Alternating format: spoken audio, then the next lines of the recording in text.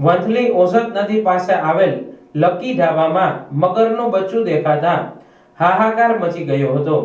Vanthali Keshod highway પર ઓઝત નદીના પુલ પાસે આવેલ લકી ઢાબાના બાથરૂમમાં મોડી રાત્રે મગર આવી જતા લકી ઢાબાના માલિક દ્વારા ફોરેસ્ટ ખાતાને જાણ કરવામાં આવી હતી।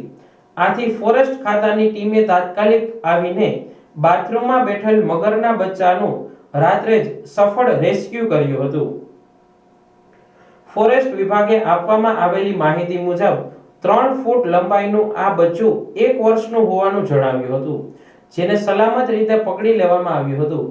કલાકોની મહેનત બાદ ફોરેસ્ટ વિભાગની ટીમે આ બચ્ચાને રેસ્ક્યુ કરીને ઓઝત નદીમાં છોડી મૂક્યું હતું। રાત્રિના અંધકારમાં પણ સાવચેતીપૂર્વક કામગીરી હાથ ધરી હતી। રેસ્ક્યુ કરતા લકી ઢાબાના માલિકે માહિતી આપતા જણાવ્યું હતું કે રાત્રિના સમયે મગરનું બચ્ચું દેખાતા ડરનો માહોલ છવાયો હતો। સ્થાનિક લોકોએ ફોરેસ્ટ વિભાગની કામગીરીને સરાહનીય ગણાવી હતી।